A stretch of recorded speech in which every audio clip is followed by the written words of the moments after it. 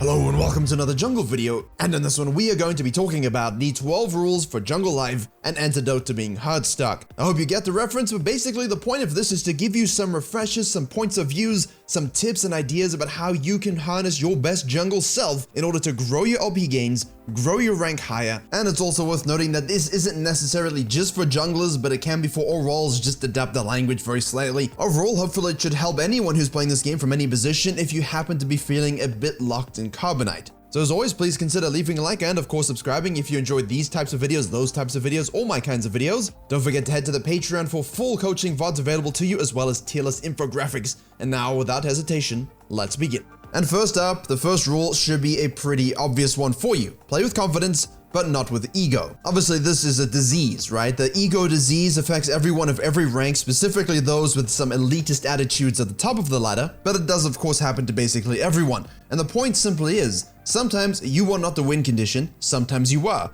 Sometimes you are playing well, and sometimes you are not. Ditch the fact that you think you are playing well every single game. Ditch the fact that you think every game centers around you. It doesn't. And this is important because I've lost games recently even. I've had master junglers recently as well. Just go ham 1v5 thinking, you know what, everyone should follow me. This is the way to go. Problem is, they were like 3 and 5 and actually weren't fed whatsoever. I've been watching some people play on Discord and Flex Queue and Solo Queue, and you have junglers on their team getting stroppy when they get pinged for doing dumb invades. And in one hilarious case, the jungler's response was, "Do you want me to stop solo carrying?" I don't know where he got that. He was down in CS, he didn't have a dragon, and everyone in his team was a higher level. Ditch the ego, understand you are not always the win condition, identify what it is, and play towards it. Remember, we're all here for the same thing. To win and climb. Secondly, you need to treat yourself as a jungler like you are someone you are responsible for helping. Basically, treat yourself as if you would treat a laner or jungler in the same situation. If you need to gank and help lanes, you need to make decisive moves, good prior things, scan your approach, put down some wards. You know, you have to go through the protocol of actually doing a gank properly. So why do you junglers not treat yourselves the same way when you want to invade, when you want to counter gank, when you want to do objectives? It seems when it comes to making some kind of ego or aggressive play, you kind of let that out of the window and don't protect yourselves accordingly with the standards that we have as junglers. It's not difficult. The same assessment that you use to help laners, to gank laners, to save them from trouble and to get yourself fed, of course, you should use for yourselves with everything you do on the game. This is obviously much easier once you ditch the ego. Before you can help your laners, before you can help do anything in the game, you have to make sure you're helping yourself be in a position to actually carry, to actually do those things. It starts with you. Thirdly, you need to make friends with laners, not enemies. Don't unnecessarily KS when you didn't really contribute to anything. Don't unnecessarily tax their wave and smite their cannons. You want them to rotate for your crabs, you want them to rotate for invades, you want them to rotate for dragons, you want them to be there when you make a Baron call. As the jungler, you want to be the shot caller. Why would they listen to you if you've simply been antagonizing them and taking all resources for no reason throughout the course of the game? And this happens a lot. You make a gank, you help push the wave.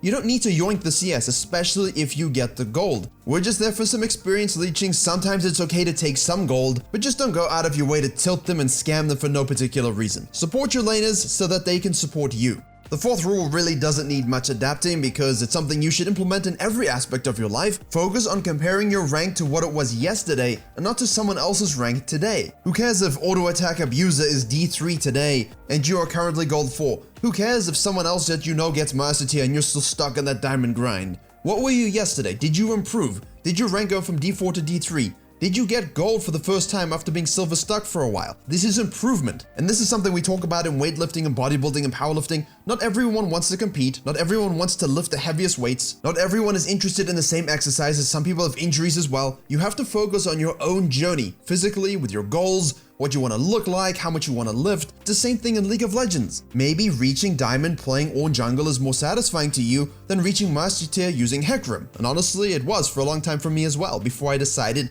that I wanted to get to high elo. Remember, it's League of Legends. It doesn't define who you are. Just focus on your own improvement and enjoy the competitive ride that is the game. That is ultimately what we are here to do.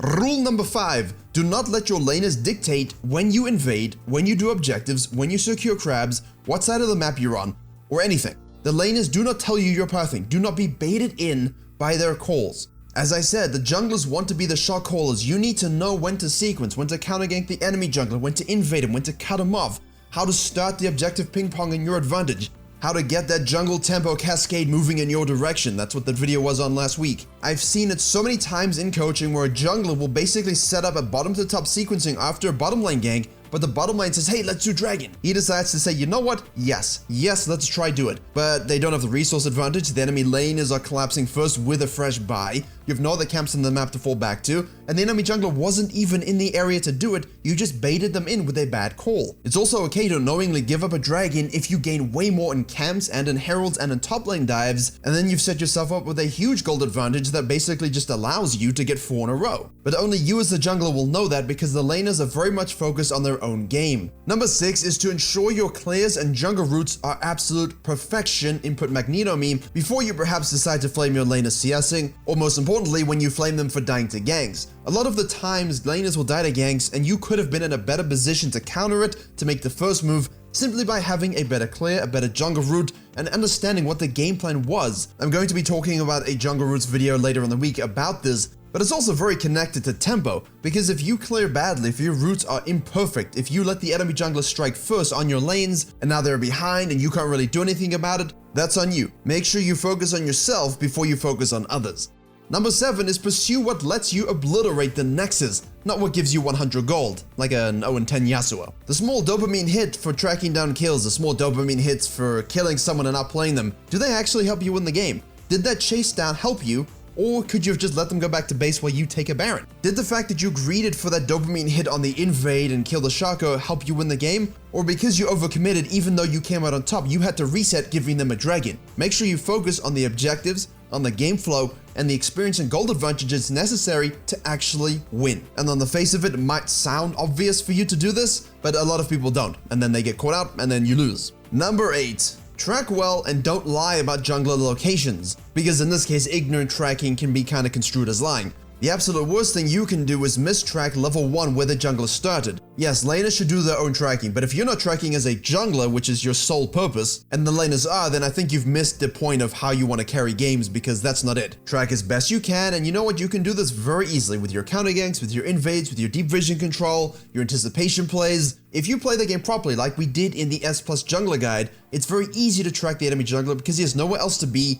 but where you want him to be. And then you can tell your laners. If you continually get this wrong from level 1, 2, 3, your laners will die to ganks, you won't be there to counter gank, and then you're gonna have a lot of issues about actually carrying the game. Improve this area, and if you don't know, type it in chat. I don't know where he is, be careful. Just don't mistakenly point it out because that's how you lose games. Number 9 is very important because, you know, in basketball and football and so on, a lot of the players go to the greats, go to the Hall of Famers, go to the championship winners in the summer, and they work with them to improve their game. They try and take something from their game, implement it into their own to become the best version of themselves. League is the one thing in the world where this just seems to not exist. So the rule is, assume that the high elo jungler that you're talking to, watching, and study from probably knows more than you do. Therefore, why not just respect them and learn from them? They have climbed the mountain, they've reached the peak or near the peak. If you're a base camp or one of the first or second checkpoints, who are you to dismiss them? Who are you to say you know better? You haven't experienced what they've experienced. Respect the knowledge, respect the people who have come before you,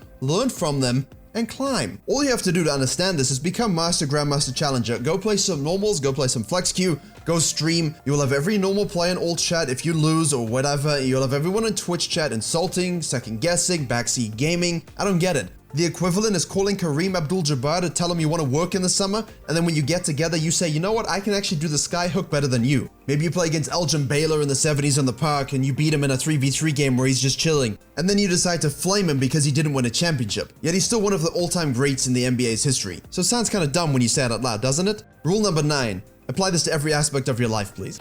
Rule number 10. Be accurate in your pathing and vision control as well as your smites. Always use good vision control. Walk close to the wall. Understand where vision might be. Use your scanner. Have a lot of control wards board every game. Always look for those fog of war gaps that Canyon is known for exploiting to such a degree that it amazes me every time I see it. Even on my gameplay channel where I've done a few Canyon reviews already, every single game he just does this thing where he understands exactly where wards are, uses his champion and the plants on the map to stay tight to walls and be undetected, surprising them where he ends up. And that's the thing, if you're going to be tracking the enemy jungler according to Rule 8, the enemy jungler is doing the same thing. So Rule 10 can help you diminish their ability to do that as much as possible. Let's turn it up to 11, and the understanding of this requires a bit of nuance. Do not unnecessarily spam ping when laners are trading while you path in the wrong direction. Yes, if you happen to be bottom side and you see the jungler going top, ping your top laner. Let them know, hey, the jungler's coming, I cannot rotate, I will take a dragon, I will counter jungle, I'll do something in response. You know what, most top laners, even if they die in the situation, will be 100% okay with that. I'd like to think that, most of the time it isn't the case, but you know. What I'm talking about is if you're on the gromp and you see the enemy jungler showing up while they trade and you're pinging while you finish the gromp and then go down to the wolves,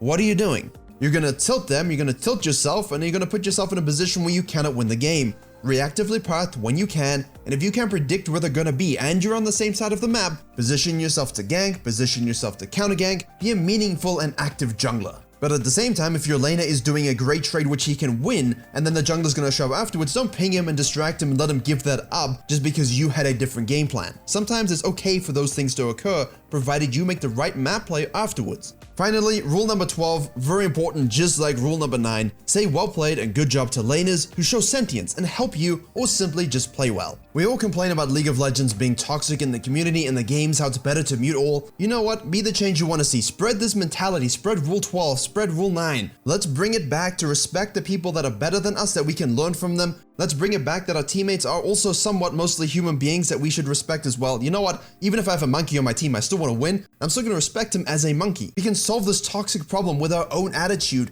and we can shift our blame culture into self-reflection and positive feedback. That might sound hippy-dippy, but that's the point of this video. Because most of the time you get stuck when you no longer play better than the people around you, but you refuse to take responsibility for it, and you either blame others or you simply don't make the necessary adjustments to your own game. A simple good job, a simple well played when someone does something without chastising them when they make a mistake is the biggest way to create a positive team effect, which, if I can be totally honest, is also why people get stuck. Maybe their skills are a whole tier above, but the mentality is that of a 2-year-old gibbon who is the only ape to not be classified as a great ape. Think about that. Apply these rules to your jungling, apply these rules to your mindset, apply these rules to your inner circle of people you play with, and be the change you want to see in the game that we love, so that every laner, every jungler can have the best game possible in order to carry, win, and climb.